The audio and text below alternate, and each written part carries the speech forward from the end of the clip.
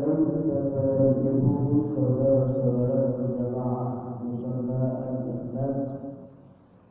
Dalam kajian ilmu fikih kita membahas dalam pertemuan yang lalu bahwa bagi mereka kaum laki-laki itu diharamkan memakai baju yang terbuat dari sutra, ya.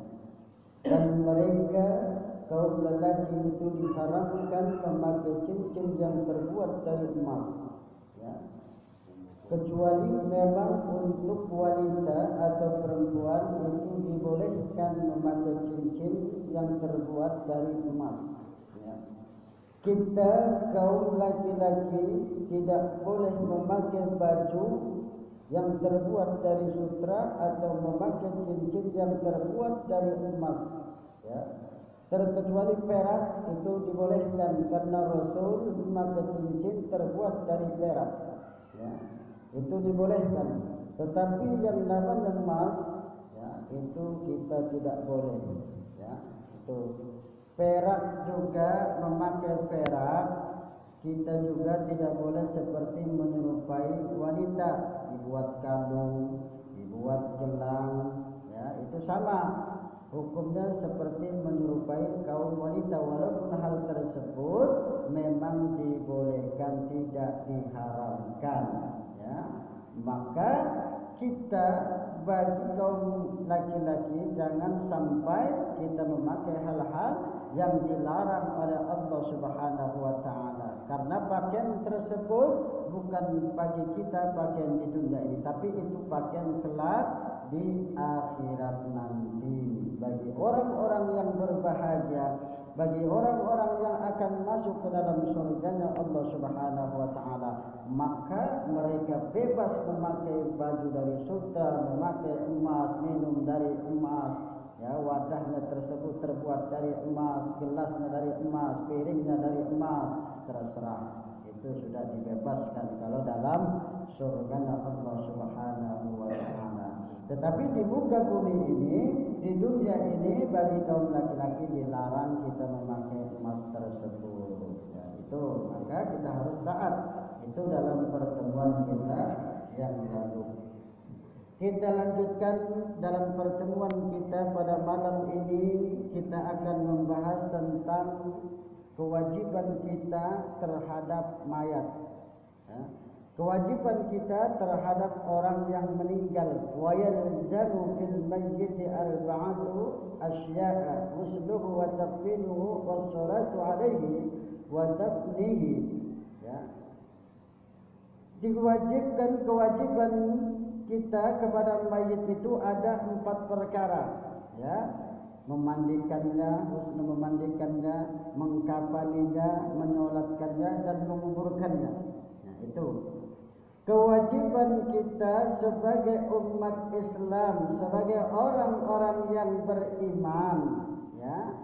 Itu apabila ada orang yang meninggal dunia, maka hendaklah kita memandikannya, hendaklah kita mengkafaninya, hendaklah kita menyolatkannya, dan hendaklah kita menguburkannya. Itu kewajiban kita sebagai sesama umat Islam, ya. Itu kewajiban. Namun di sini bukan berarti hukumnya fardu ain. Di sini adalah hukumnya adalah fardu kifayah. Jadi kalau sudah ada sebagian yang mengerjakannya, maka yang lain pun ikut mendapatkan, tidak mendapatkan dosa. Yang namanya fardu kifayah itu kalau sudah dikerjakan oleh sebagian orang, maka yang lain tidak terkena dosa. Tetapi kalau seandainya satu kampung itu, misalkan ada orang meninggal dunia, satu kampung itu tidak mengurus jenazah tersebut, tidak mengurus mayat tersebut, tidak menyolatkan, tidak menguburkan, tidak mengkafani, tidak memandikan, maka seluruh kampung itu berdosa, ya. Sama halnya kita belajar ilmu tajwid. Belajar ilmu tajwid untuk membaca Quran itu harus ada seorang yang mengajarkannya. Baik itu dalam satu kampung tersebut ataupun dalam satu kelurahan itu harus ada orang yang mengajarkan ilmu tajwid. Kenapa? Karena itu hukumnya fardu kifayah. Kalau tidak ada yang mengajarkannya ilmu tajwid, cara membaca Al-Quran secara benar sesuai dengan yang diajarkan oleh Rasul, maka seluruhnya berdosa. Ya, membaca Quran tersebut kalau tidak ada yang mengajarkan ilmu tajwid. Bagaimana membaca Quran supaya benar? Bagaimana nun bertemu dengan huruf ain misalkan? Bagaimana cara membacanya? Jangan sampai yang panjang dipendekkan, yang pendek dipanjangkan, ya. Jadi tidak beraturan membaca Quran, maka apabila tidak ada satu orang pun yang mengajarkan ilmu tajwid, misalkan dalam satu kampung tersebut, maka hukumnya berdosa seluruh kampung tersebut kalau tidak ada yang mengajarkannya. Makanya bersyukur kalau ada yang mengajarkan ilmu-ilmu tersebut. Jadi kita terlepas dari hal-hal tidak berdosa.